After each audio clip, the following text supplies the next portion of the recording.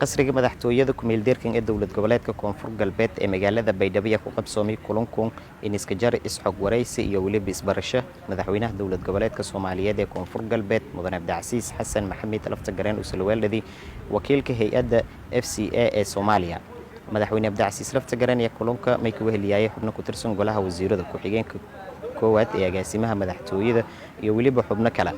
madaxweynaha dowlad goboleedka Soomaaliyeed ee koonfur galbeed Mudane Abdicasiis Xasan Maxamed lafta gareen iyo warbixin ku saabsan walqabadka ku dhegan sidii mas'uuliyiinta hay'adda FCA ee hadeeri magaalada Baydhabo ee gobolka Bay mayniyo tilmaamina anti dowlad goboleedka koonfur galbeed iyo kula shaqeeyayaan horumarinta walbarashada iyo dhisowga golaha deegaanka degmooyinka koonfur galbeed iyagoo xusi intii wadan sidii dardar gali lahayn dhisowga golaha deegaanka caasimada dowlad goboleedka koonfur galbeed ee magaalada Baraawe madaxweynaha dowlad goboleedka Soomaaliyeed ee koonfur galbeed Mudane Abdicasiis Xasan Maxamed lafta gareen iyo wakiilka hadhawaay usugan ku mahad nagay booqashaduusan ka kooy mayna dhinaga kala madaxweynaha mas'uuliyiinta hay'adduusa kala dardaarmay intii dardar galiyaan howlo shaqo iyo ku wadan deegaanada koonfur galbeed hadii hadal haytay horumarinta walbarashada iyadoo mas'uuliyiinta hay'adda iyo dowlad goboleedka koonfur galbeed ku caawiyayaan dhisowga goobo walbarasho iyo mishaar bixinta macallimiinta oo wala barayaan uwadiyada ku jeeda deegaanada koonfur galbeed mayna madaxweynaha uu soo xusay kan dowlad goboleedka koonfur galbeed haan intii hadhawaay doonaan qof walba oo kaalan ku jeysado horumarinta deegaanada koonfur galbeed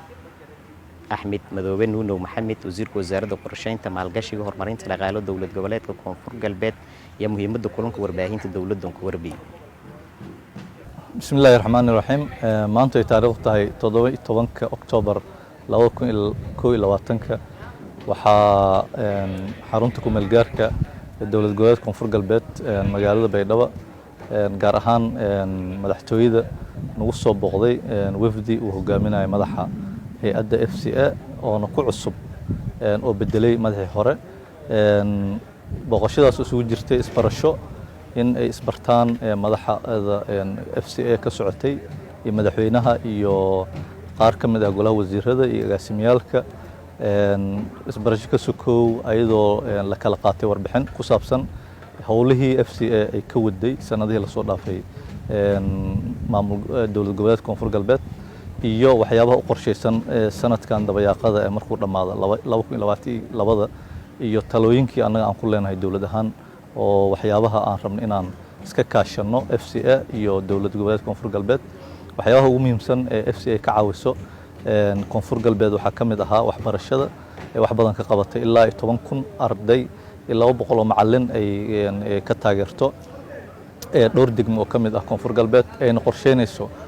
magaalooyin kale inay ka taageerto sanadka cusub oo soo socda annagana aan ku dhiirigelinay waxyaabaha ugu muhiimsan ee dowladda xoog ay saaraysa ay tahay adeega bulshada koow ay ka tahay waxbarashada aan ku bogaadinay waxbarashada inay si laba jibaarto dadaalada ay ka wado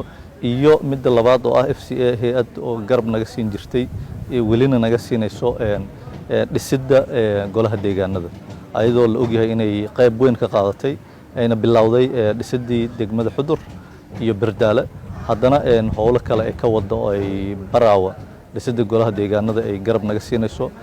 qorshaan ugu jiro sanadka cusub dhowr kale oo magaalo in ay garab naga siin doonto ugu dambeyn aan rabno dhammaan degmooyinka koonfur galbeed in loo dhiso golo deegaano ayadana ay ballan qaaday inay garab naga siin doonto iyo wixii kale oo soo haro oo hadii ahaan lahayd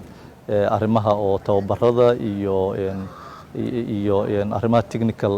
trainingada TVET wax la yiraahdo iyo wax badan oo wax u qaban doono dadyooga ku sugan koonfur galbeed marka wuxuu ahaa shir kulan oo isbarasho ah